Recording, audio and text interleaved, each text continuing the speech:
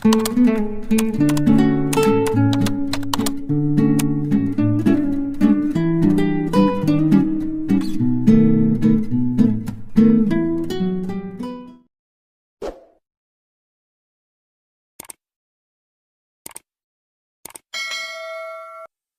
have something for you, love. Buksan mo na. Dali. Malaki ang ngiting sambit ni Karina. Matapos niyang iabot ang paper bag na kanyang daladala sa live-in partner niyang si Jake. Ano to? Ba't ka pa nagabala? Sabik na sinilip ni Jake ang laman ng paper bag. Nang makita niya ang nasa loob, gumuhit ang malaking ngiti niya. Mahal to ah. Para sa akin ba talaga to? Oo naman. Diba sabi mo gusto mo yan? Kaya pinag-ipunan ko talaga yan para mabili ko para sa'yo. Palagi mo na lang ako pinapasaya, Karina. Maraming salamat sa pagmamahal mo. Hayaan mo, kapag ako natanggap sa in-applyan kong trabaho, i-date kita sa mamahaling restaurant. Ngumisi si Karina.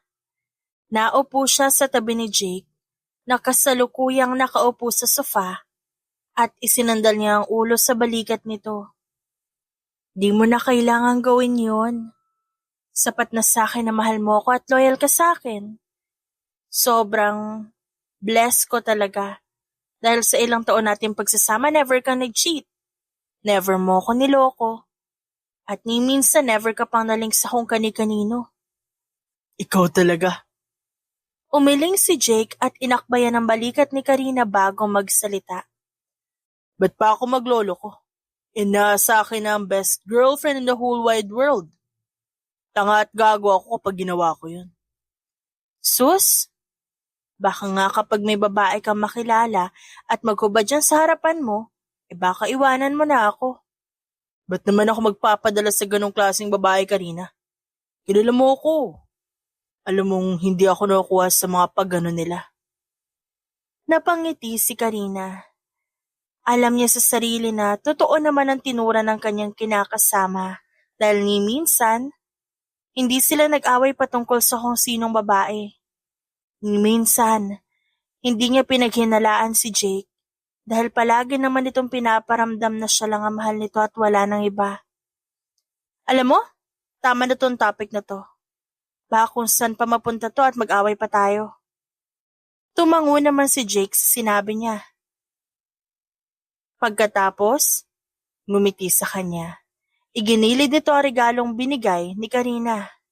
Inilahad ang kamay sa kanya at hinawakan naman ito ng babae. Halika na, nagluto ako ng dinner. Alam mo bang favorite mo yon? Kaya halika na, kumain na tayo. Para dire-diretso na yung pagpapahinga mo. Nakangiting tumayo si Karina. Hinawakan niya ang kamay ni Jake at sabay silang nagtungo sa kusina. Makalipas ang ilang sandali, gumuhit ang abot-tengang ngiti sa magkabilang labi ni Karina. Matapos niyang makita ang nasa lamesa, bumungad kasi sa kanya ang malaromantic surprise na pakulo ni Jake. Seriously, Jake? Ba't naman may pagganito ka pa? Ano ba meron? Napaawang ang labi niya habang sinisipat ang bulaklak na nasa mahabang baso na nagsisilbing flower vase. Kaninong bakuran mo naman kinuha tong halaman na to? Saka may pa-candlelight ka pang nalalaman. San mo na naman to natutunan? Ngumisi ang lalaki. Bakit naman kailangan mo pa malaman? Isusumbong mo ba ako sa may-ari na binawasan ko ng konti yung bulaklak na tanim niya? Humagalpak ng tawa si Karina sa biro ni Jake. Hinampas niya ang balikat nito, saka muling binalik ang atensyon sa lamesa. Alam mo, sobrang saya ko ngayon.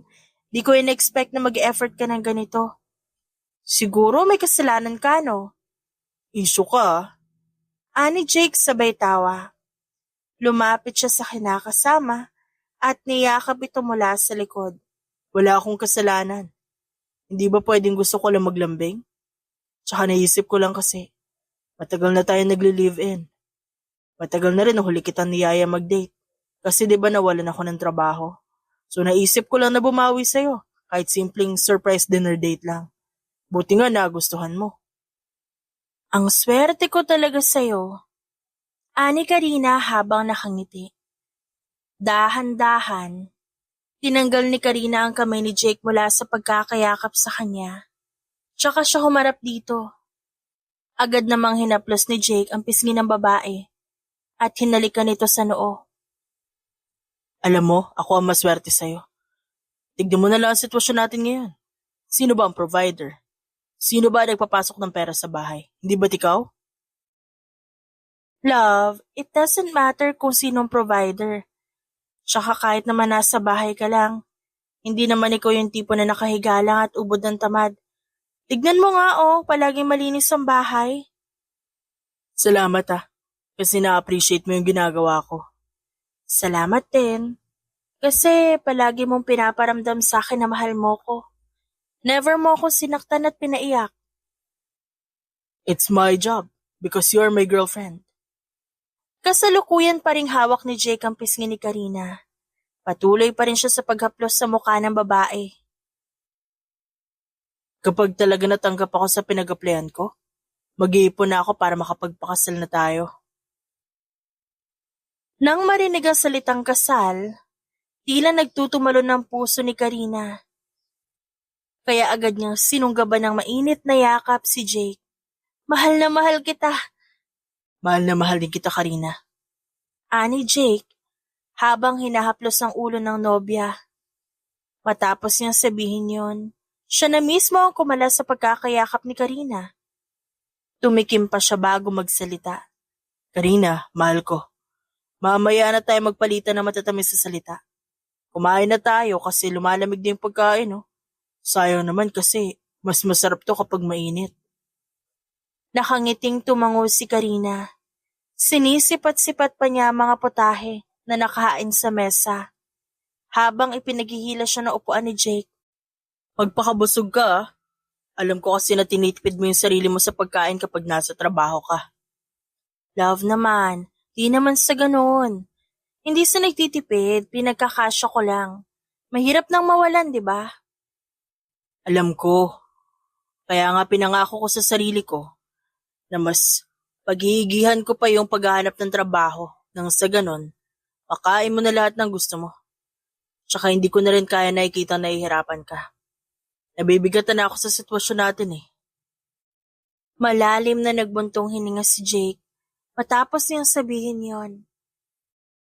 Pinalakad naman ni Karina ang kamay sa lamesa at hinawakan ng mahigpit ang kamay ng kinakasama. Huwag mong isipin na pabigat ka sa akin. Kasi ako, never ko inisip yon kaya sige na, kumain na tayo dahil gutom na ako. Hindi na umimik si Jake. Ngumiti na lamang siya tsaka sinandukan ng pagkain si Karina. Paborito ni Karina ang isda. Kahit nga halos araw-araw na ito ang ulam niya, hindi pa rin siya nagsasawa. Kahit anong potahe, kahit anong klaseng luto, hindi nito pinapalampas. Love, bangus belly for you. Nagparaya na ako kasi alam ko favorite mo yan. Alam na alam mo talaga kung paano ako kunin, no? Ngumisi si Karina sa kasinubo ng buo ang tiyan ng bangus na inilagay ni Jake sa plato niya. Handa ako ibigay lahat sa'yo. Ultimo balat ng Chicken Joy ibibigay ko sa'yo para mapasaya ka lang. Salamat! Masayang in-enjoy na magkasintahan ang kanilang pagkain. Walang pagsidla ng saya nila. Dahil kahit na nasa bahay lang sila kumakain, pakiramdam nila nagde-date sila sa labas. Naging consistent si Jake sa pagiging mabuting kinakasama kay Karina. Tinupad niya ang pangako niyang maghahanap ng trabaho, nang sa ganon hindi na siya maging pabigat pa dito. Makalipas ang ilang araw na paghahanap, natanggap si Jake sa isang pabrika ng dishwashing liquid. Hindi naman kasi siya nakapagtapos ng pag-aaral. Tumigil siya sa pag-aaral at di na muling nakabalik matapos mamatay ng kanyang mga magulang. Si Karina naman college undergrad. Kaya kahit papaano, nakapag-apply siya bilang sekretarya sa isang bigating hardware na ilang kilometro ang layo sa apartment na tinutuluyan nila. Makalipas ang isang buwan, "San mo kasi ako dadalhin? Baka madapa ako, dahan-dahan lang naman. Ani Karina, habang mahigpit ang hawak sa braso ni Jake. Kasalukuyan kasi siya naka-blindfold ng pulang panyo habang inaalalayan siya nito. Kumalma ka lang, malapit na tayo. Nagpatuloy sa pag-alalay si Jake sa kanya hanggang sa huminto na ito. Oh, ba't tayo tumigil? Nagtatakang tanong ni Karina kay Jake. Hindi sumagot ang lalaki. Ngunit unti-unti nitong tinanggal ang blindfold na nakapiring kay Karina at doon. Tumambad sa babae ang sorpresang proposal niya para dito.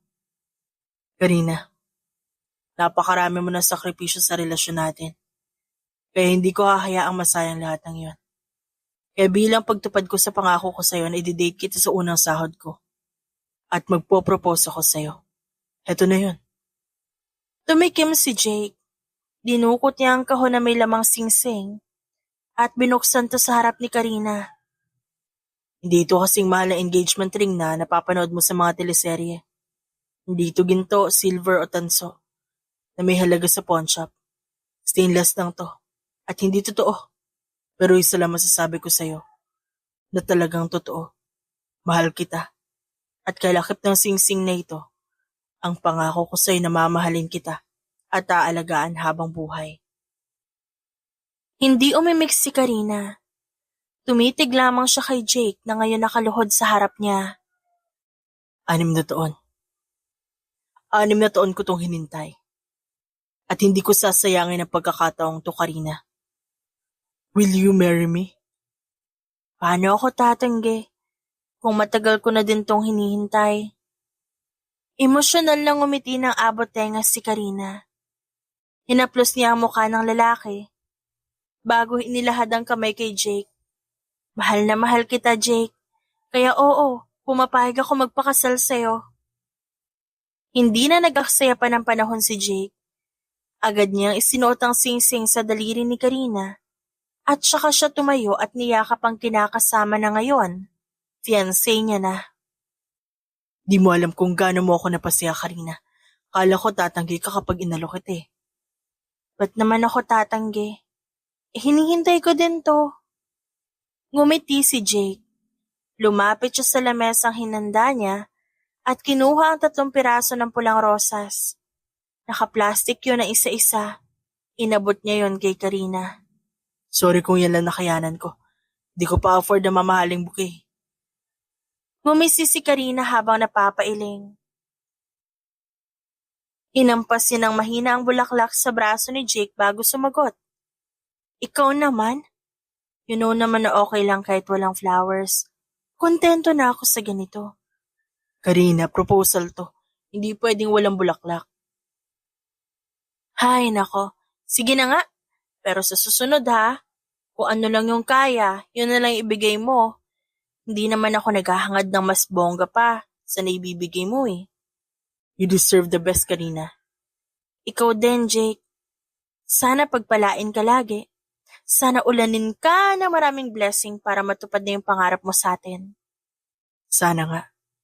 Di na ako makapaghintay na ibigay lahat sa'yo.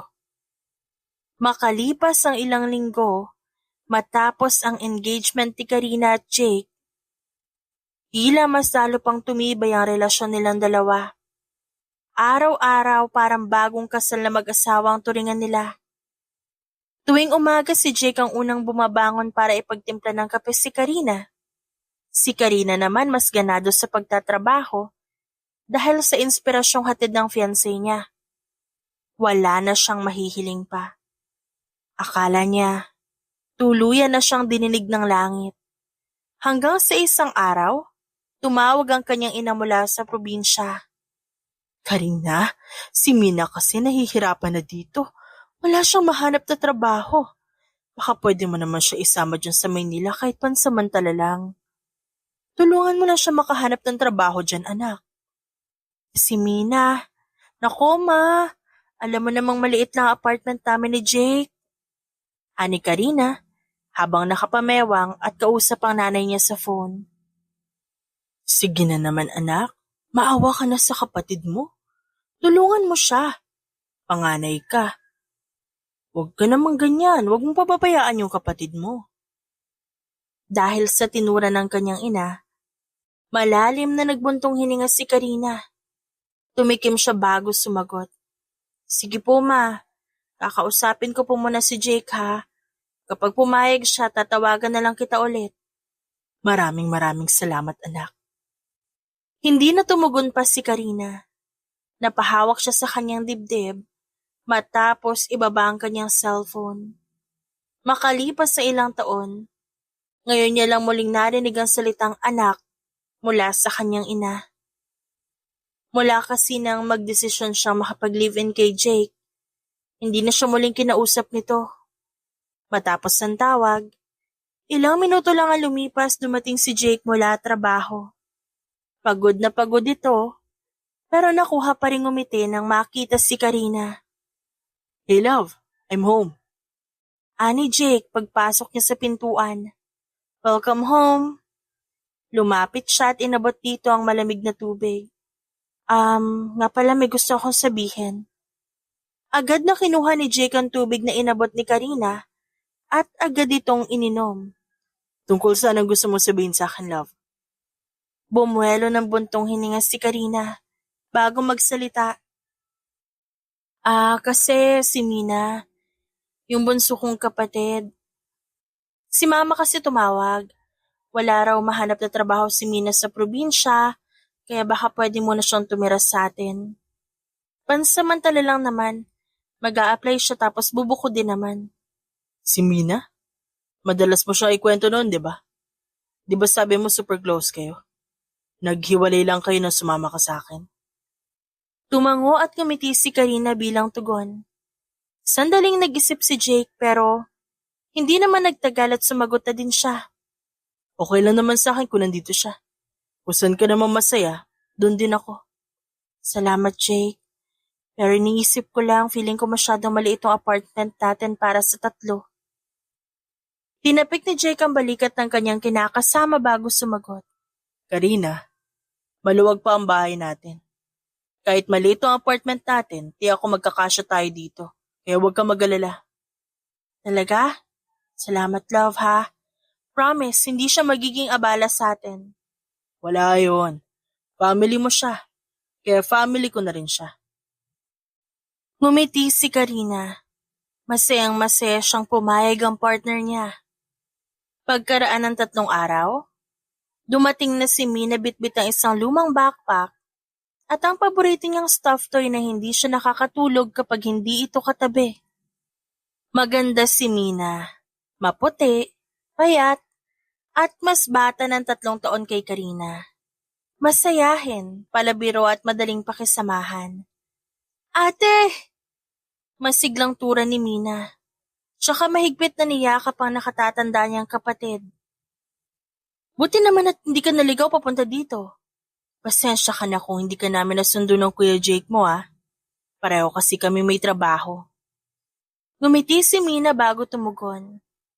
Okay lang yan ate, grabe! Ang ganda ng apartment niyo. Dati pinapangarap ko lang makapasok sa ganitong lugar. Natatawa naman habang napapailing si Karina sa tinura ng kapatid. Ako, wag mo masyadong purihin to, maliit lang yan. Pero mabuti at nandito ka na at di safe ka na. Samantala, kadarating lang ni Jake. Pagkagaling kasi ng trabaho, dumiretso ito ng palengke para mamili ng supply nilang pagkain. Oh, hi. Ikaw pala si Mina. Dami ko naririnig na kwento tungkol sa'yo. Ani Jake, habang hawak ang ilang plastic na naglalaman ng iba't ibang pagkain. Magandang gabi po Kuya Jake. Pagbati ni Mina, habang malagkit ang titig sa kanyang Kuya Jake. Ano ka ba? Huwag ka na mag-pause sa akin. 2 taon lang naman agwat yun na ate mo. Tsaka ayoko rin kasi nakakatanda po yung puna yan. Matapos sabihin ni Jake yon, umagalpak siya ng tawa kaya nagtawanan na lang din ang magkapatid. Mula noon, naging maayos ang takbo ng araw nila. Tinutulungan ni Mina ang nakatatanda niyang kapatid na si Karina sa gawaing bahay. Minsan, sabay pa silang magluluto. Madalas din nilang sabayan si Jake kumain o manood ng TV. Dahil sa galing makisama ni Mina, mabilis siyang napalapit kay Jake. Walang mali siya, walang halong duda. Para kay Karina, masaya siyang kasama ang bunsong kapatid kahit pa alam niyang pansamantala lang yon. Sa paglipas ng mga araw, unti-unting napapansin ni Karina ang maliit na pagbabago sa loob ng kanilang tahanan. Si Jake, mas madalas na umuwi ng late, na dati naman hindi nito ginagawa. At sa tuwing tinatanong to ni Karina na palagi itong may dahilan sa kanya. Love, ba't ang tagal mo yata umuwi ngayon? Dati, 5:00 pa lang nasa bahay ka na. Ani Karina, pagpasok ni Jake sa pintuan. Overtime lang. Sayang din kasi yung bayad. Ganun ba? Sige, magpahinga ka na muna. Alam kong pagod ka sa trabaho. Niluto ko yung favorite mong sinigang. Walang tingin na tumango si Jake kay Karina. Nakatuto kasi ito sa cellphone at tila may tinitipa. Mamaya na lang siguro ako kakain. Busog pa ako. Nagsalubong ang magkabilang kilay ni Karina dahil doon. Dati, pagkagaling nito sa trabaho, kahit pagod, nagagawa pa nitong lambingin siya ngunit ngayon hindi na. Mas madalas na nitong hawak ang cellphone nito. Hindi na yon pinansin ni Karina. Baka pagod lang si Jake. Baka may mabigat lang na trabaho. Kaya ginagawa nitong pahinga ang pagsa-cellphone. Makalipas ang ilang araw. Habang nagluluto si Karina ng ulam para sa kanilang hapunan, narinig niya ang tawanan mula sa sala. Tawanan niya ni Mina at ni Jake. Kuya Jake, grabe ka talaga ang corny mo ah. Ani Mina, habang pinapalo-palo pa ang braso ni Jake habang natatawa. Corny. Pero napatawa kita, di ba? Nakangising sambit ni Jake dito. Oo na, panalo ka na. Pero wag kang tatawa ng ganyan, baka marinig tayo ni ate, baka kung ano pang isipin nun. Ngumisi si Jake sa tinura ni Mina. Ano naman kung marinig niya tayo? Nag-uusap lang naman tayo ah. Pansamantalang tumigil si Karina sa paghahalo ng kanyang niluluto. Ngumiti siya ng pilit kahit pa medyo nakakaramdam na ng selos. Dahil naging mas sweet si Jake sa mas nakababata niyang kapatid. Wala lang siguro yan. Bulong niya sa sarili. Mula nang dumating si Mina sa apartment, madalas na makarinig ng tawanan sa sala si Karina. Madalas si magkausap si Mina at Jake, at madalas pa silang abuti ng hating gabi. Isang umaga, nang maalimpungatan si Karina, nawala sa tabi niya si Jake. Kahit antok na antok pa, nagpa siya siyang bumangon para hanapin to. Sa kanyang paghahanap, natagpuan niya ito sa kusina at hindi ito mag-isa. Kasama nito si Mina na nakasuot ng napakaluwag na t-shirt na pag-aari ng lalaki. Si Jake naman, nakikipagkwentuhan dito habang nagtitimpla ng kape. Oh, ang aga niyo ah. Bahagyang nataranta si Mina matapos mapansin na nakatingin sa suot niya ang nakatatandang kapatid. Ate, sorry ah. Wala akong malinis na damit kaya pinahiram muna ako ni Kuya Jake eh. Hindi pa man nakakasagot si Karina, pero agad nang dumugtong si Jake. Ako yung nagalok. Wala namang masama, di ba? Wala naman. Sagot ni Karina pero napalunok siya. Yun ang tinura ng kanyang bibig pero sa puso niya. May kakaibang kirot siyang naramdaman. May bahagyang kurot na hindi niya maipaliwanag. At mula noon, unti-unti nang bumibigat ang dibdib ni Karina tuwing nakikita niya ang dalawa. Hindi niya alam kung selos ba yon o takot lang siyang mawala ang taong minamahal niya. Ngunit ang mga kutob, hindi kailanman nagkakamali. Hating gabi, nang makauwi si Karina, dahil maraming supplies ang dumating sa pinagtatrabahuhan niya at bilang sekretarya doon, syempre hinintay niya matapos ma-deliver bago siya umuwi. Pagpasok niya sa pinto, nakakabinging katahimikan ang bumungad sa kanya.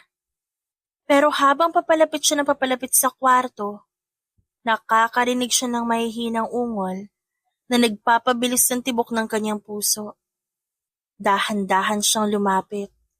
Sa bawat takbang niya, bumibilis ang tibok ng puso niya. Dahan-dahan ang kanyang naging galaw. Pag-abot niya ng doorknob, bahagya niyang binuksan ang pinto. At doon tumigil ang mundo sa kanyang nakita.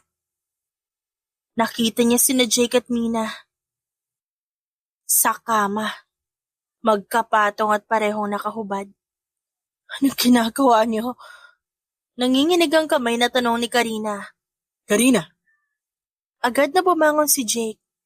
Tumakbo pa kahit nakahubad habang si Mina hinila ang kumot at tinakip sa kanyang katawan. Paano mo nagawa sa akin to, Jake? Paano mo ako nagalokohin at sa dinami-daming babae talagang kapatid ko pa talaga? Malalim na nagbuntong hininga si Karina. Sinubukan niyang kontrolin ang kanyang nararamdaman, pero hindi niya napigilan ang kamay at mabilis niya itong idinampi sa pisngi ng fiancé. Pasabi-sabi ka pang kahit anong tukso hindi ka magpapadala? Tas malaman-laman ko sa kapatid ko lang pala ikaw bibigay? I'm sorry. Si Mina kasi. Inakit niya ako. Lalaki lang ako, Karina. Natukso lang ako. Ngumisi si Karina kahit pa sobrang nasasaktan. Hindi man lang niya nagawang umiyak. Galit siya. Yun ang nararamdaman niya.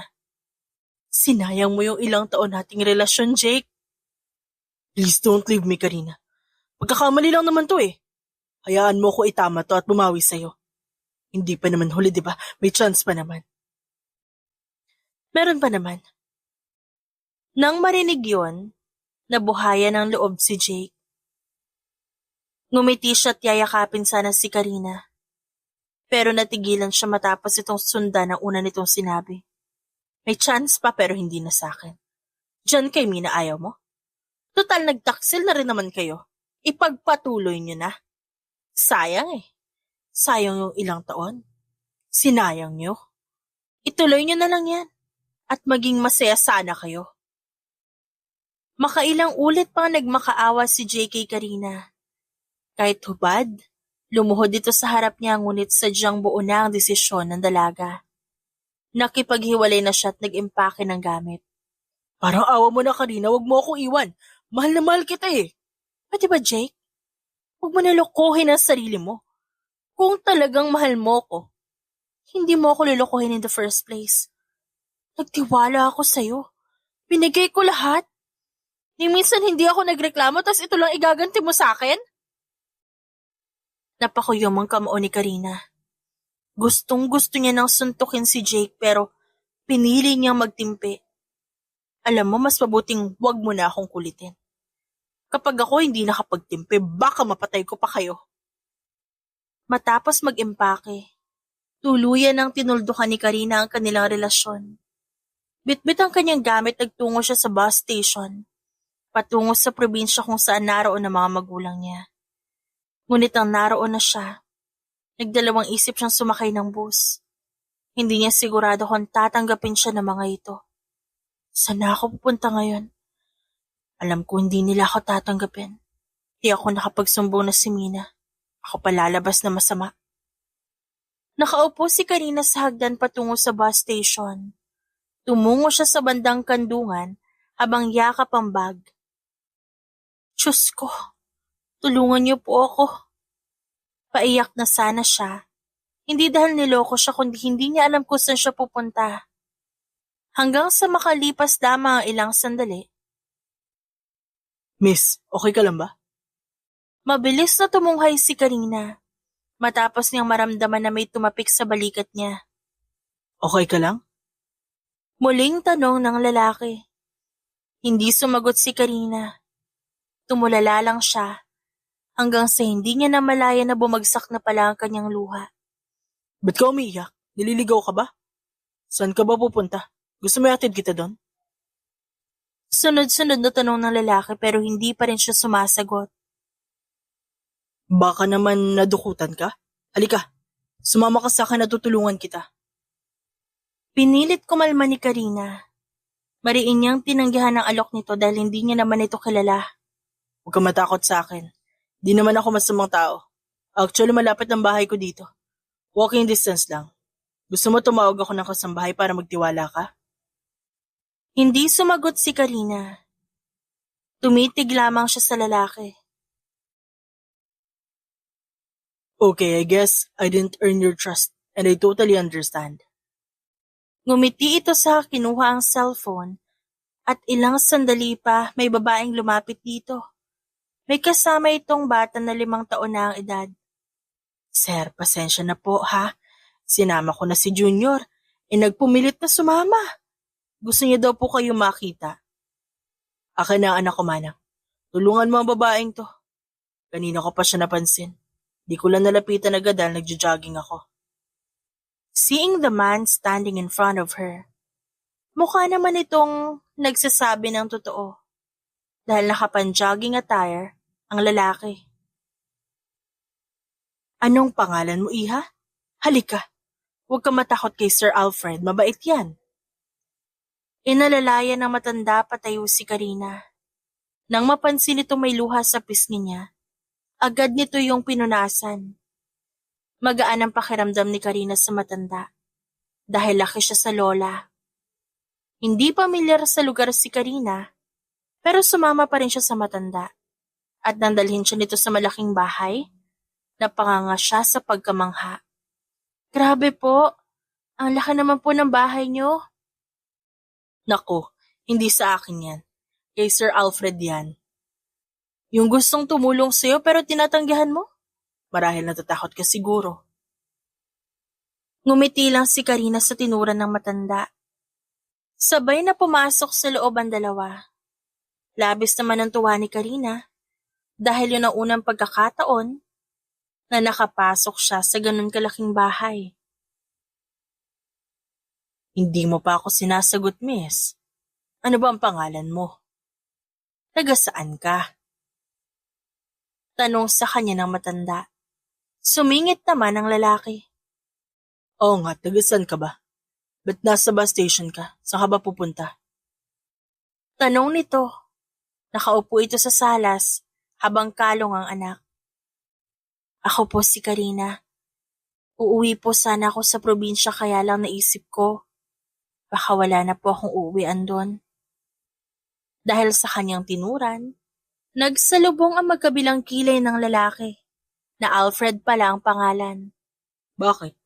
Wala na ba mga magulang mo? Ang pamilya mo?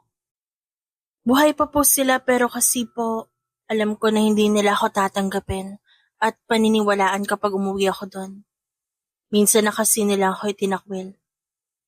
Alam mo, Karina, feeling ko may mabigat kang dinadala eh. Hindi sa pag-aano pero unang kita ko pa lang sa'yo. Inisip ko agad na baka may nangyaring masama sa'yo. Saan ka ba kasi nanggaling? Pinalayas ka ba sa inyo? Hindi po ako pinalayas. Kusa po akong umalis dahil nalaman ko niloloko ako ng fiancé ko at ng naging babae niya na walang iba kundi kapatid ko. Aba, mukhang parehas tayo ng pinagdaanan ah. Hindi man sa kapamilya pero sa matalik na kaibigan naman. Di ko talaga maintindihan ng mga tao. Ba't nagagawa pa nila magloko? Kahit na buong pagmamahal na ang binigay sa kanila ng partner nila. Hindi malaman kung bulag ba sila o sadyang tanga lang. Dahil sinasayang nila ang katulad natin. Tumikim si Karina.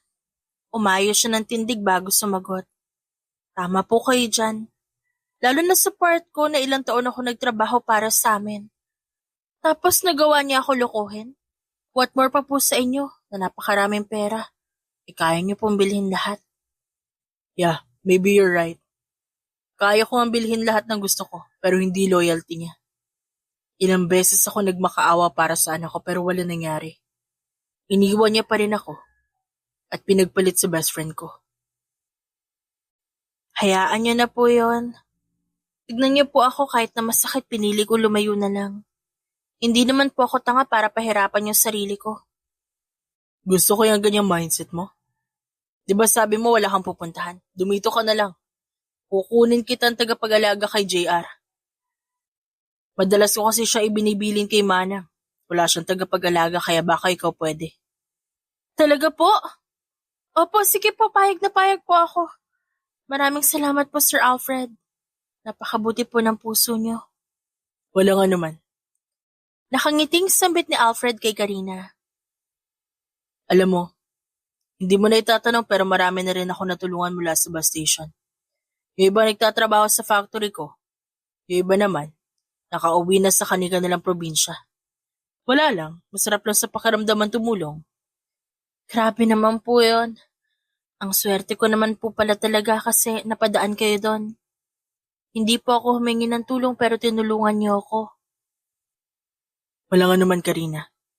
Anyway, may bakanting kama sa maid's quarter. Doon ka na pumesto para komportable ang tulog mo. Iaakyat ko na ito si JR. Bukas na natin pag-usapan ang magiging trabaho mo. Sige po, sir. Nakangiting pinanood ni Karina ang amo niya. Habang buhat nito ang anak na aalagaan niya. Nakangiti siya ng maluwag at nakahinga pa. Matapos mag-process sa isip niyang may trabaho na siya ulit. Kinabukasan, bago magtungo sa kanyang factory, hindi kinalimutan ni Alfred na banggitin kay Karina ang dapat at hindi nito dapat gawin kay JR.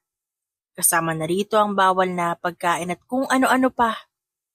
Pangarap ni Karina na magkaroon ng anak. Mahilig kasi siya sa mga bata, kaya hindi naging mahirap sa kanya ang kunin ang loob ni JR. 5 taon pa lamang ang batang inaalagaan niya. Mahilig pa itong maglaro kaya palaging pagod ang dalaga dahil habulan ang gusto nito. Makalipas ang ilang linggo, unti-unti nang naging normal para kay Karina ang bawat umaga sa bahay ni na Alfred. Tahimik doon at payapa. Hindi kagaya sa dating niyang apartment na bawat pagmulat ng mata niya may kaba. May tanong kung loyal pa ba sa kanya ang lalaking kasama niya sa kama. Good morning, Karina. Pati ni Alfred nang magtungo ito sa kusina. Habang naglalakad, nagbubutones ito ng kanyang polo. Good morning po, sir. Sagot naman ni Karina sabay abot ng tasa ng kape sa amo niya. Nasanay na siyang gawin yun. Kada umaga kasi, at sa parehong oras umiinom ng kape ang amo niya. Kaya magmula nang tanggapin niya ito, inako niya na ang pagtitimpla ng kape nito. Bango ng tinapay ah. Saan mo nabili yan? Naku, hindi ko po yan binili. Ako po mismo gumawa niyan. Seryoso ba? Gawa mo yan? Nakangiting tumango si Karina bilang tugon. Opo, sinubukan ko lang po mag-bake para kay JR sana.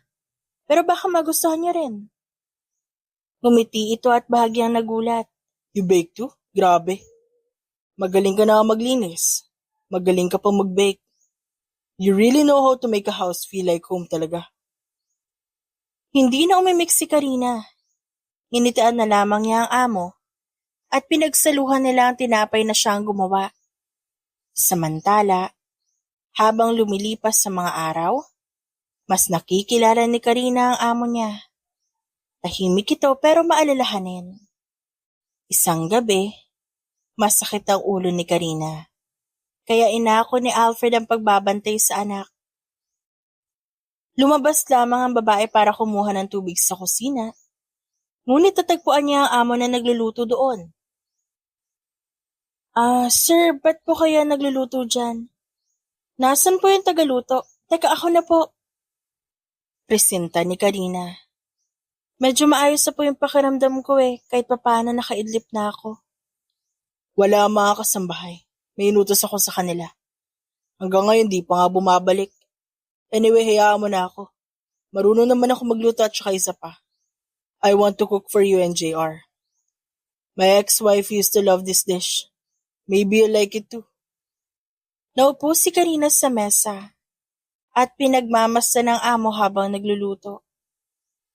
Alam mo, Karina, nung huling beses ako nagluto, yung dating asawa ko nakaupo dyan sa pwesto mo.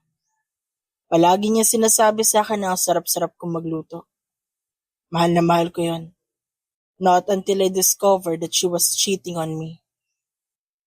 Ayon po sa inyo, patay na siya, diba? Ano po nangyari? Nagkasakit siya.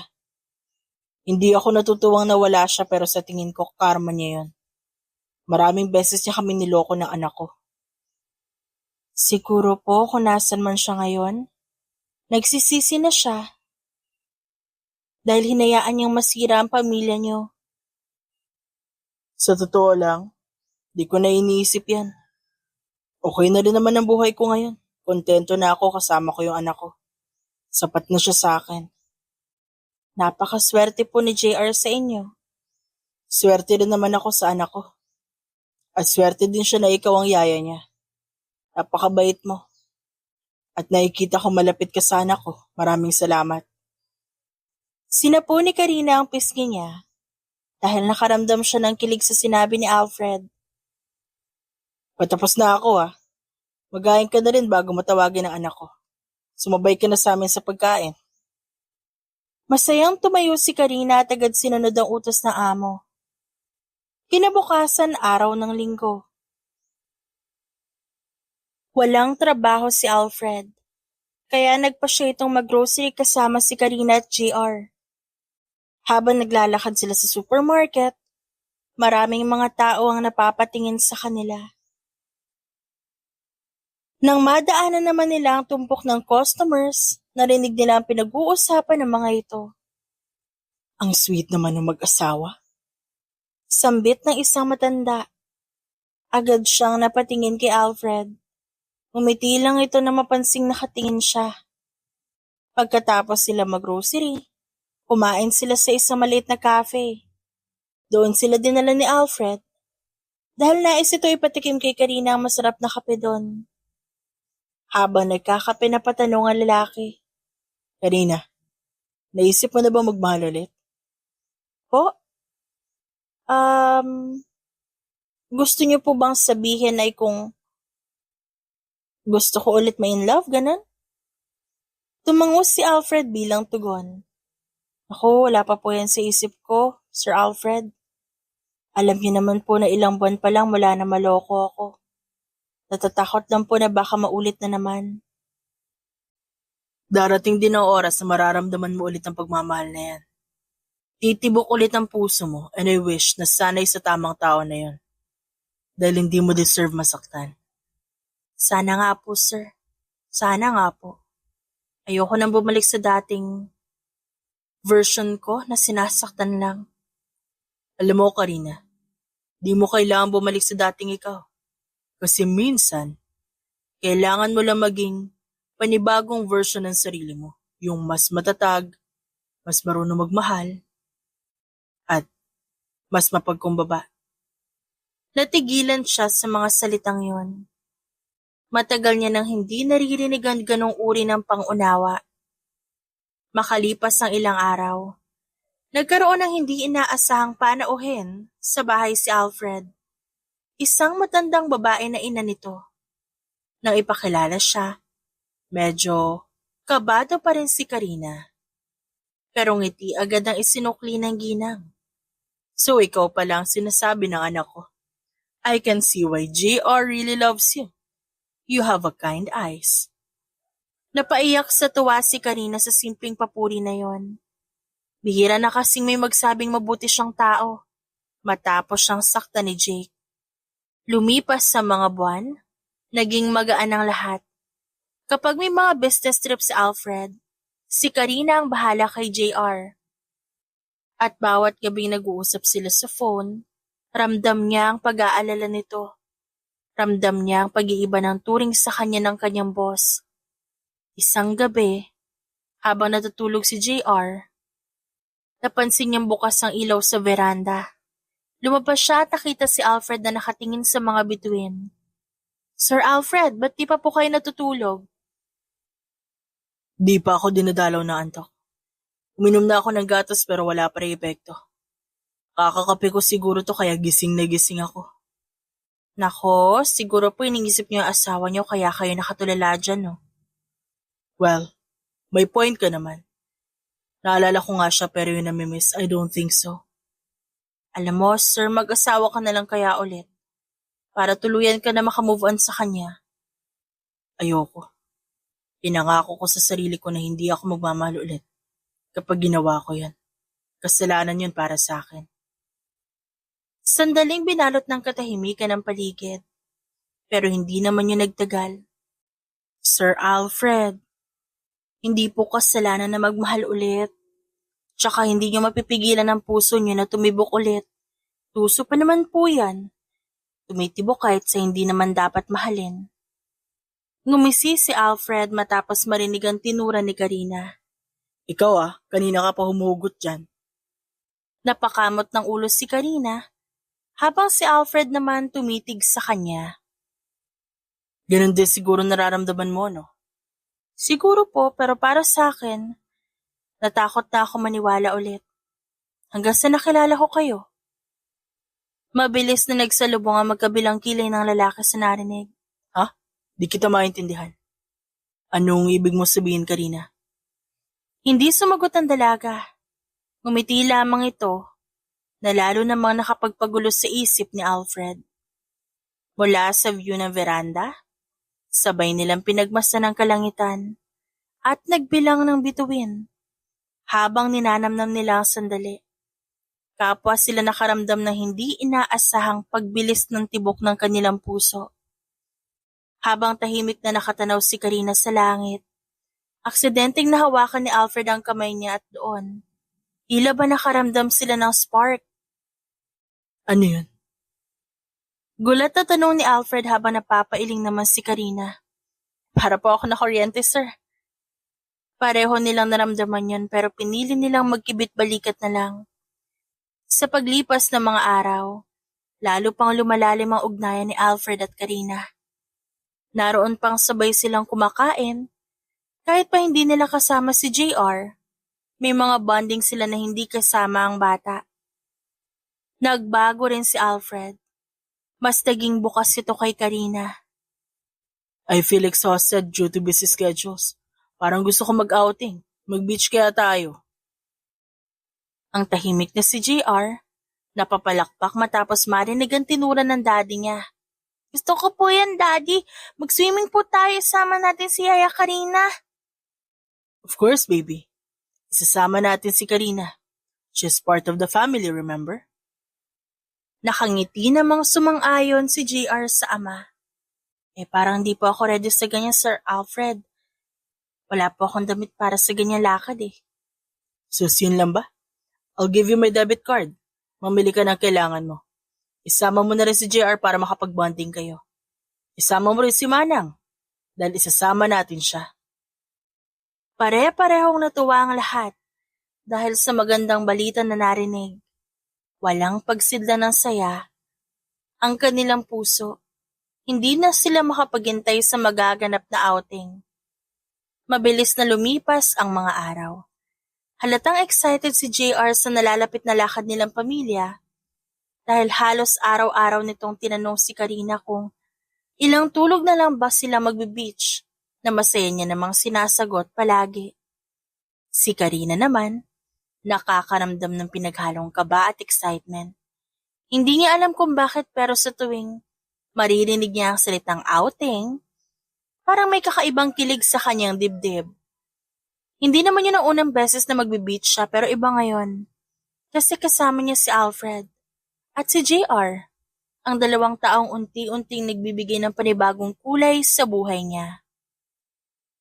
Samantala, kinabukasan nagpunta sila sa mall.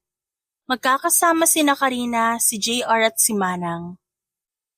Habang nag-iikot sa department store, sabay silang namimili ng mga damit pang swimming. Yaya, look, may shirt design! Tili ni JR habang hawak ang isang swimming trunks. Nasawari nila'y kasya naman kay JR. Wow, ang ganda naman yan, bagay sa'yo yan, baby. Napatingin si Manang nang marinig ang pag-uusap ng dalawa. Napangiti ito habang pinapanood si Karina at JR. Alam mo, Karina, ang saya ni JR kapag ikaw ang kasama niyan. Talagang lumalabas ang pagiging makulit ng batang yan kapag magkasama kayong dalawa. At ikaw ang nag-aalaga. Di na ako magtataha kung magkalapit kayo. Parang nanay na nanay ka talaga niya kung mag-alaga Ngumiti naman si Karina. Manang naman. Baka marinig ka ni Sir Alfred, baka pagtawanan ako nun. Abay, bakit naman? Totoo naman, at sa tingin ko bagay nga kayo ni Sir. Sabat ni Manang na may halong pilyang ngiti sa labi. Bahagyang namula si Karina. Kinikilig siya pero piniling niyang magpigil. Uy Manang, huwag kayong ganyan, baka marinig tayo ng iba. Nanahimik si Manang pero tumatawa pa rin to. Habang si Karina naman ay pilit na tinatago ang kanyang kilig na bumabalot sa kanyang buong katawan. Pag-uwi nila nagulat si Karina na makita si Alfred sa sala. May hawak itong laptop at mukhang abala sa paghahanap ng resort. Oh, nandiyan na pala kayo. Nakabili na ba kayo ng mga gamit? Opo, sir. Masayang sambit ni Karina. Si Junior po hindi mapakali. Tuwang-tuwa sa pinamili niya. Ngumiti si Alfred tsaka tinignan ng anak. Excited ka na ba? Yes, Daddy. I will build a big sandcastle with Yaya Karina. Well, mukhang may plano na kayo ni JR. Ani Alfred, nang ibaling ang tingin sa dalaga. Oo nga po, sir. Si JR po ang nag-isip nun pero sana may time din kayo sumama sa amin maglaro. It's a family outing. So of course makakasama niyo ako ni JR. Wala munang trabaho. Minsan lang naman eh.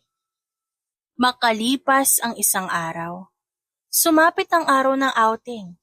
Maaga silang nag-asikaso.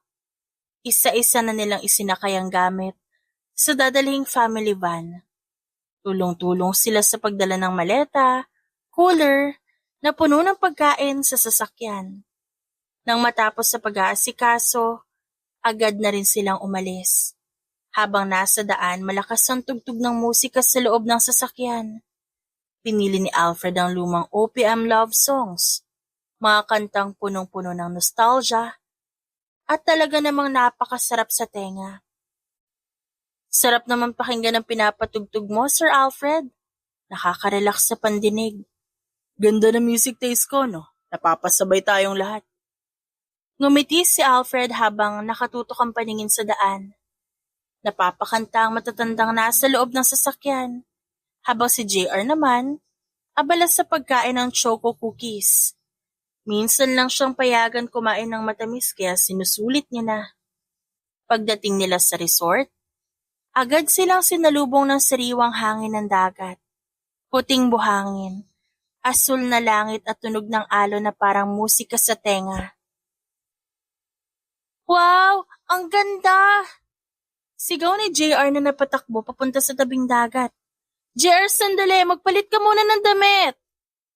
Sigaw ni Karina habang sinusubukang habulin ang kanyang alaga. Sa kabilang dako, pagkatapos sila magpalit, lumabas si Karina na nakasuot ng simpleng floral summer dress at may manipis na cover-up. Hindi niya na malayang napatingin sa kanya si Alfred mula sa cottage. Halos mapahinto ito sa ginagawa. Simple lang ang suot ni Karina pero sa mga mata ni Alfred, tila yun ang pinakamagandang tanawin na nakita niya sa buong resort. Tumayo si Alfred. Nilapitan si Karina habang may bitbit na 2 baso ng malamig na orange juice. Karina, take this. You look like you need this. Thank you, sir. Agad kinuha ni Karina ang inaabot ni Alfred at natawa naman ito na makitang inubos niya agad ang laman ng baso. You know what? Nasa labas naman tayo. Pwede mo na akong wag tawaging Sir. Alfred na lang muna. Pwede? Napalunok si Karina at napakamot siya sa bandang leeg. Matapos itong mangati. Okay po, sir. Okay, Alfred. Sa una lang yan. Nakakailang pero masasanay ka rin. Anyway, look at JR. Ang sarap sa pakiramdam na panoorin siyang masaya. Tanggal talaga ang pagod ko dahil sa kanya. Ako din. Aliw na aliw ako sa kanya. How I wish na sana kapag handa na ako. Magkaanak ako gaya niya. Ngumiti si Alfred. Tinapunan niya ng tingin si Karina na ngayon nakatingin sa kanyang anak. Kapag tama na ang panahon, malay mo ibigay sa'yo ni Lord. Habang naglalaro si JR ng buhangin, naupo silang dalawa sa tabi nito. Alam mo, nang bata pa ako, ganito rin ako kasaya tuwing summer. Pero ngayon ko lang ulit naramdaman tong ganitong saya. Tagal na rin pala. Dahil po kay JR? Dahil sa inyong dalawa. Hindi agad nakasagot si Karina. Parang may kung anong kumurot sa puso niya. Hindi niya alam kung ano pero iba yung titig ni Alfred sa kanya. Hindi lang ito titig ng pasasalamat. Pakiramdam niya may halo itong lambing at may halong pagtingin. Maya-maya pa, nagyaya na si JR na mag-swimming. Yaya, Daddy, let's go. The water's so nice. Tumawa si Alfred nang makitang hinihila na ni JR ang kamay ng yaya nito. Go ahead, Karina. I'll join you later. Habang nagsasalita, hindi na malaya ni Alfred na may bitbit palang tabo ang anak na itinago nito sa buhangin. Nilagyan ito ng tubig ng batang paslit at binuhos sa kanyang ama. Humagalpak naman ng tawa si Karina matapos makita ang gulat na reaksyon ng boss niya. Ayan, binasa ka na ng anak mo para makisali ka na agad, sir. Alfred pala. Natatawa niyang sabi. Wala nang nagawa si Alfred, kundi ang tawanan na lang ang nangyari. Tumayo siya't naghanda na habulin ng dalawa. Kayo lagot kayo sa akin. Nagsusumigaw naman si JR. Natawa si Karina sabay hawak sa kamay ng paslit. JR, let's go! Let's run! Masayang nanakbo ang dalawa. Habang si Alfred naman bumubuelo na. Sa isang iglap sa mga oras na yon, tila wala silang iniintinding problema. Ang tawa ni Karina ay malaya. Para ngayon lang siya muling tumawa ng ganun. At si Alfred, ngayon lang din siya ulit nakaramdam ng ganong gaan sa puso. Samantala, pagkatapos ng tanghalian, habang nagpapatunaw ng kinain ay naglakad-lakad sila sa tabing dagat. Hawak ni Karina si JR. Si Alfred naman, nasa likod at nagmamasid. Nang makahanap sila ng malaking puno, doon sila nagpahinga. Ang ganda-ganda dito, sabi ni Karina habang nakatingin sa dagat. Tama ka, pero mas pinaganda ang lugar dahil kasama ko ang taong nagpapasaya sa akin. Dami mong hugot, sir? Kasi naman, sa'yo lang ako natutong umiti ng ganito. Napatingin siya rito at hindi agad nakasagot. Naramdaman niya nag-init ang kanyang pisngi habang nakatitig sa amo. Karina. Tawag ni Alfred. Mahina ang boses niya pero ramdam ang emosyon. Po. Gusto ko lang magpasalamat sa lahat. Di mo alam kung gaano man nabago ang buhay ko. Hindi lang buhay ko kundi pati na rin ni JR. Naramdaman niya naman ang pangingilid ng luha sa mga mata. Alfred, ako po yung dapat magpasalamat eh. Tinanggap mo ko kahit alam mong marami ako sugat sa nakaraan. Kahit na hindi niyo man ako lubos na kilala, pinatuloy niyo pa rin ako sa bahay niyo. Di ba sabi nga nila, do not judge the book by its cover. Mukha ka din naman kasing mabait at isa pa, lahat ng sugat. May panahon ng pagaling. At kung papayag ka, gusto ko ako maging kasama mo habang naghihilom ka. Nanlaki ang mata ni Karina sa narinig. Hindi agad siya nakasagot. Kung tama ang nasa isip niya pagmamahal ang nais ipahiwatig ni Alfred. Sa loob niya, alam niyang may bahagi ang puso niya na handang sumugal ulit. Kinagabihan, nagpa-bonfire si Alfred sa tabi ng cottage. Nag-ihaw ng marshmallow si JR kasama si Manang, habang si Alfred at Karina naman, nagkukwentuhan at nakikinig sa staff ng resort na nagigitara sa likuran nila. Daddy, tell a story. Sambit ni JR sabay bigay ng marshmallow na inihaw niya sa ama. Umupo pa siya sa gitna ng dalawa. Ngumiti naman si Alfred. Bumuelo bago magsimula. Okay. Once upon a time, there was a man who thought he'd never be happy again. Habang nagkukwento ito, nakatingin siya kay Karina. Until he met someone who made him realize that love can start again, even after heartbreak. Tumingin si Karina kay Alfred at nahuli nito nakatitig sa kanya ang amo habang nagkukwento. At sa sandaling yon, parang tumigil ang oras sa pagitan nila. Walang salita pero pareho nilang alam na may namumuo sa kanilang pagitan. Pagkatapos ng kwento, inaantok na si JR. Kaya sinamahan na ito ni Manang papasok ng cottage. Si Karina at Alfred na lang ang naiwan sa tabi ng apoy. Tahimik nung sandaling yon at tanging tunog ng dagat at hampas ng hangin ang maririnig. Ang ganda ng gabi. Oo naman, pero mas maganda yung kasama ko ngayon. Naku, nambola na naman kayo, sir. I'm serious. Alam mo, matagal ko na hindi naramdaman to. Yung tahimik lang pero buo yung pakiramdam. Parang walang kulang. Ibig pong sabihin yan, kahit wala na yung asawa niyo, buo pa rin kayo. Okay pa rin kayo kahit dalawa na lang kayo ni JR. Siguro nga, pero Karina, mas masaya ko sasamahan mo kami ni JR. Ano pong ibig niyong sabihin? Sandaling binalot ng katahimikan ang paligid, at tanging tunog lang ng dagat at ingay ng mga insektong gising na gising sa gabi ang naririnig. Karina, Ani Alfred bilang pambabasag sa katahimikan. Po, I do not want to rush things, but I know what I feel. And if there's a chance kahit maliit lang, gusto kong subukan. With you. Gusto sana kita ligawan. Alam ko hindi maganda sa paningin ng iba pero wala eh. Matagal ko nang nararamdaman na gusto kita. Ayaw ko lang aminin sa sarili ko.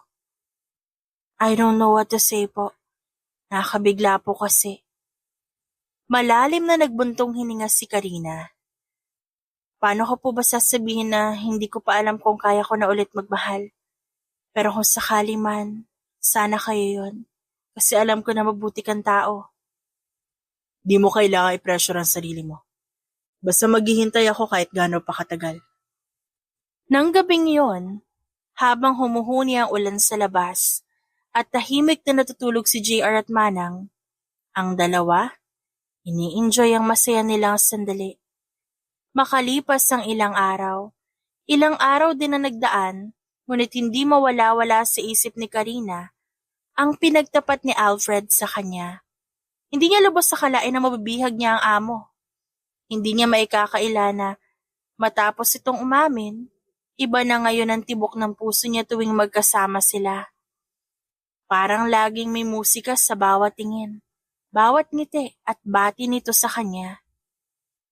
Habang abala si Karina sa paggawa ng merienda ni JR, na kasalukuyang naglalaro sa playroom, dumating si Alfred sa bahay na may dalang mga bulaklak. Karina, para sa'yo. Para sa akin to? Hindi nga, ang ganda. Ani Karina at huminto sa kanyang ginagawa. Mas maganda ka, Karina. Mas maganda ka sa mga bulaklak na to. Ikaw talaga kapag narinig yan ng anak mo, aasarin ka na naman nun.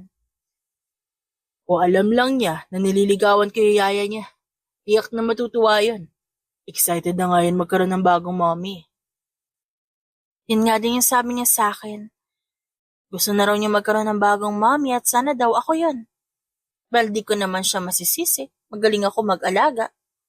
Bagay na bagay ako maging mommy, di ba? Bagay na bagay. Kaya sagutin mo na ako para maging one big happy family na tayo. Hala, ba't parang nagmamadali? Nung isang araw ka lang nagpaalam na manliligaw tapos gusto mo na sagutin kita? Ang bilis mo naman, ha? Ikaw naman, nagbibiro lang ako eh. Kumamot si Alfred sa ulo bago muling nagsalita. Anyway, hindi mo na kailangang ibibisi si JR. Kasi pag naging tayo na magiging mommy ka niya, maghahanap tala ako ng bago mag-aalaga sa kanya. Eh bakit maghahanap ka pa? Ako na mag-aalaga sa anak mo. Total ako naman na magiging mommy niya, di ba? Dahil sa kilig, mabilis na namula magkabilang pisngi ni Alfred. Tawang-tawa naman sa kanya si Karina. At nagpatuloy nga sa panliligaw ang lalaki. Halos linggo-linggo niyang binibigyan ng bulaklak ang dalaga. Kahit busy siya sa trabaho, hindi niya rin makakalimutan na i-date ito kasama ang anak na si JR. Lumipas ang 3 buwan. Hindi na malaya ni Karina ang mabilis sa paglipas ng mga araw. Unti-unti, dahil sa masidhing panliligaw ni Alfred, Lumambot din ang kanyang puso. Gumising na lamang siyang napagtanto niyang mahal niya na rin ang lalaki at ayaw niya na itong mawala pa. Isang gabi, may inihandang sorpresa si Alfred kay Karina. Naroon niya sa veranda at katulong niya ang anak sa pag-aayos ngunit nakatulog na ito sa sobrang pagod. Tahimik ang paligid. Sa veranda ng bahay ni Alfred, may maliit na lamesang may kandila sa gitna at 2 baso ng wine. Dinig ang mahinang hampas ng hangin at ang tunog ng kuliglig sa paligid. Ganda ng setup mo ngayon ani Karina. Habang inilalapag ni Alfred ang tray ng pagkain. Ako pa ba? Hindi pwedeng ordinaryo kapag kasama kita. Tsaka hindi lang naman ako ang gumawa nito. Kaming dalawa ni JR ang nag-design dito. Talagang suportado ka ng anak mo sa panliligaw sa akin, no? Alam mo, nahihiya tuloy ako na hindi ka sagutin. Ani Karina sabay tawa habang si Alfred napapailing. Matapos iserve ang pagkain, siya na mismo ang naghanda at naupo na si Alfred. Nag-lead siya ng prayer bago simulan ang pagkain. Sandali silang binalot ng katahimikan at tanging tunog ng kubyertos lang na kumakaskas sa plato ang maririnig. Hindi rin naman mawawala sa usapan nila ang kwento ni Alfred tungkol sa opisina o kaya sa mga kalokohan ni JR sa school. Pagkatapos kumain, nagsali ng wine si Alfred sa baso ni Karina. Boring ang dinner kapag walang wine, so let's have a drink. Ngumiti si Karina nang matapos sa pagsasali ng binata. Inangat niya ang baso at nag-offer ng toast. Cheers! Mabilis na inangat ni Alfred ang baso nitong hawak. Cheers! Matapos ubusin ng wine, ngumiti si Karina. Bumuelo siya at nag-ipon ng lakas ng loob bago magsalita. Sa totoo lang, hinintay ko talaga tong moment na to. Sabi ko sa sarili ko, kapag sinorpresa ako ulit ni Alfred at ibinigay niya yung simple yet special vibes na gusto ko, ibibigay ko na sa kanya yung nais niya. Gusto kong sabihin sa'yo na sinasagot na kita. Payag na ako maging girlfriend mo. At syempre, pumapayag na din ako maging pangalawang ina ni JR. Halos maluha naman si Alfred sa tuwa.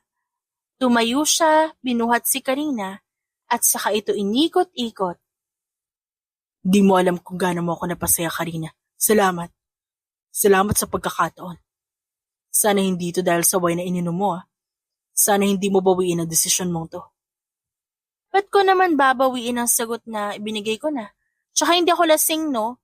Isang baso pa nga lang yun na iinom natin. Maraming salamat, Karina. I swear, hindi ko gagawin sa'yo ang ginawa sa'yo ng lokong ex-fiancé mo. Ipaparamdam ko sa'yo ang pagmamahal na deserve mo. And I promise you that. Sige tuparin mo yan. Nakangiting tumango si Alfred. At pagkatapos noon, dahan-dahan niyang nilapit ang labi niya kay Karina. At sa unang pagkakataon, naglapat ang kanilang labi. Sinulit ng dalawang sandaling yon. Pakiramdam nila para silang nasa ulap. Kinabukasan, habang nag-aalmusal, malagkit ang tinginan ni Alfred at Karina. Magkatapatan sila ng upuan, habang nasa gitna nila si JR. Nang mapasulyap ito, laking pagtataka ng bata sa ngiting kanina pa hindi mabura sa mukha ng ama. Dad, why are you smiling like that? Are you okay? Tanong ni JR habang magkasalubong ang magkabilang kilay. Of course, son. Okay si Daddy. Okay na okay. Alam mo kung bakit? Umiling si JR tsaka naman tinapunan ni Alfred ang tingin si Karina. Anak, may good news si Daddy sa'yo. Alam ko na matutuwa ka sa sasabihin ko. Ano po yan, Daddy? JR, anak, si Tita Karina mo. Hindi mo na siya tita kasi kami na. Anak, girlfriend ko na ang Tita Karina mo at magiging mommy mo na siya soon. Talaga po, Dad? Tuwang-tuwa na tanong ng bata. Sa sobrang saya nito napatayo ito agad, lumapit kay Karina at yumakap ng mahigpit. Tuwang-tuwa naman ang dalaga, habang tinatapik ang likod nito. Karina, since we're officially couple na, minsan sumama ka sa akin sa factory para makilala ka nila. Gusto ko rin sana humalili ka sa akin sa negosyo. Pwede naman, di ba? Oo naman. Walang problema basta ba tuturuan mo ko. Pero pwede wag mo na ngayon. Feeling ko kasi hindi pa ako ready maging boss. Natatawang saad ni Karina. Napangisi si Alfred bago tumugon. Wala namang problema. Whenever you're ready. Muli sila nagpatuloy sa pagkain at pinagsaluhan ng masarap na agahan. Makalipas ang ilang buwan, habang pauwi mula sa paghahatid kay JR sa school, nagring ang cellphone ni Karina. Nang sagutin niya na pag-alaman niya si Alfred ang tumatawag. Pinapapunta siya nito sa factory dahil nais siya nitong ipakilala sa mga tauhan. Hindi naman nagatubili si Karina. Agad niyang pinapihit ang driver ng sasakyan at inutos na sa factory na siya ihatid. Pagtungtong niya sa gate, nagulat pa siya nang makilala siya ng mga gwardiya doon. Doon niya napag-alaman na binibida na pala siya ng kanyang nobyo sa karamihan, kaya kilala siya ng mga ito. Tuloy po kayo, Ma'am Karina. Nasa opisina po ngayon sa second floor si Sir Alfred. Tumango si Karina, tsaka siya dumiretso ng pasok sa loob. Naging maayos ang pagpasok niya sa factory. Ngunit na mapadaan siya sa production area, isang pamilyar na mukha ang tumambad sa kanya. Gusto niyang umiwas. Gusto niyang tumakbo at takasan ito ngunit di niya magawa. Bumangga siya sa isang empleyadong hawak nito. Ano nangyayari? Sigaw ni Mina, ang nakababatang kapatid ni Karina. Nanlaki ang mata at umawang ang labi nito na makita ang kapatid. What a small world! Sa dinami-dami ng lugar dito pa talaga tayo nagkita.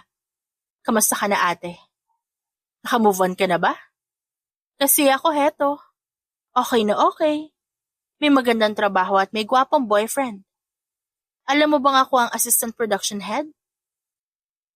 Hindi sumagot si Karina. Pinili niya ipagsawalang bahala ang pangmamaliit na ginagawa nito. Tumalikod na si Karina. Aalis na sana siya para puntahan ng nobyo ng opisina nito, ngunit pinigilan siya ni Mina. Wait! Restricted ang area na yan. Bawal dyan ang empleyadong kagaya mo. Ani Mina habang hawak sa braso ni Karina. Pwede ba? Binauna kita sa limot, kaya pwede ganun na lang din ang gawin mo? Huwag mo akong pakialaman, dahil ganun din naman ang ginagawa ko sa'yo. Nilibot ni Mina ang kanyang mata. Dahil may mataas siyang posisyon, ayaw niya napapahiya sa kanyang mga tao. Kaya nag-isip siya ng paraan para mapunta ang atensyon lahat kay Karina. Pumalakpak si Mina dahilan para tapunan siya ng tingin ng lahat. Everyone listen up. Alam niyo bang malandi ang babaeng to? Lumaya siya sa amin at nag-asawa na maaga. Pinagpalit niya ang pag-aaral niya. Huwag yung papalapitin sa kanyang anak niyo dahil hindi siya magandang impluwensya. Malalim na nagbuntong hininga si Karina at hinawakan ng mahigpit ang braso ng kapatid. Ama na, tumigil ka na Mina. Hindi ka pa ba masaya sa buhay mo? Actually hindi. Knowing that you're back, hindi ko hahayaan magtagal ka dito. Teritoryo ko to. Ako ang nauna dito so if I were you, magpapakabait ako para hindi ako matanggal. Ngumisi si Karina. Sa isip-isip niya hindi yata alam ni Mina kung sino ang binabangga niya. Tumikim siya. Bubuelo pa lamang siya ng salita ngunit bigla siyang sinabunutan ni Mina. Mabilis na lumaki ang gulo. Nakarating ang komosyon kay Alfred. At harap-harapan niya nakita na sinasabunutan ni Mina ang kanyang nobya. What do you think you're doing, Mina? Hila-hila niya ang braso ng kasintahan palayo. Ayos ka lang? Sir Alfred, yung babae kasi na yan, sinaway ko lang naman siya. Ginusto niya pumasok sa restricted area bawal naman na empleyado doon, nagpumilit pa siya. Bawal nga empleyado. Pero sino ba kasing nagsabi na isa siyang empleyado? Ho? She's not an employee. She is my girlfriend. But now, I want her to be my fiancé. Umawang ang bibig ng lahat sa gulat. Sa harap ng lahat, nag-propose si Alfred. Agad naman siyang pumayag sa proposal ng lalaki. Pagkatapos nilang mag-propose sa isa't isa, humarap ang lalaki kay Mina. Ikaw, Pinatunayan mo lang na hindi ka worth it sa posisyon mo. Maaari ka na mag-impake ng gamit mo, tanggal ka na. Ipapa-blacklist kita sa pabrika, kaya huwag ka nang umasa makakapasok ka pa sa mga trabahong ganito. Sir, wag naman pong ganito. Pinaghirapan ko po yung posisyon ko. I don't care. Umalis ka na sa factory ko. Hindi ko kailangan ng basurang ugali mo dito. Padabog na umalis si Mina at nilikom ang gamit niya. Matapos itong mawala sa paningin nila, hinitian at pinasalamatan ni Karina ang fiancé dahil sa pagtatanggol na ginawa nito sa kanya. Samantala, hindi na pinatagal pa ni Alfred ang kasal. Ayaw na din niyang pakawalan pa si Karina.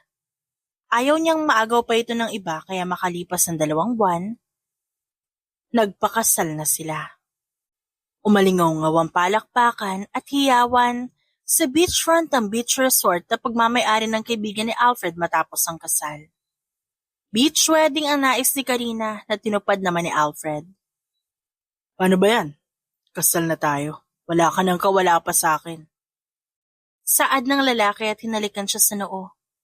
Mula noon, naging mas maalawan ang buhay ni Karina. Nabiyayaan pa siya ng sanggol na maituturing niyang anak. Agad nilang natupad ang hiling ni JR na magkaroon ng kapatid. Napatawad na rin niya ang kanyang magulang pero hindi niya pinilit ang sarili doon. Sa kabilang dako, matapos matanggal sa factory ni Alfred, hindi na muli nakapag-apply si Mina sa mga ganoong lugar. Kahit saan siya magtungo, nire-reject siya agad, kaya wala siyang choice, kaya nagpa siya na lamang siyang magtinda ng kung ano-ano upang mabuhay ang kanyang sarili. Si Karina, masaya sa buhay niya. Wala na siyang mahihiling pa, kundi patuloy na kapayapaan na bumalot sa kanyang pamilya. At pagmamahal nilang dalawa sa isa't isa ng asawa na kailanman hinding-hindi magbabago. The end. If you like the story, please like and subscribe for more wonderful stories. Paalam!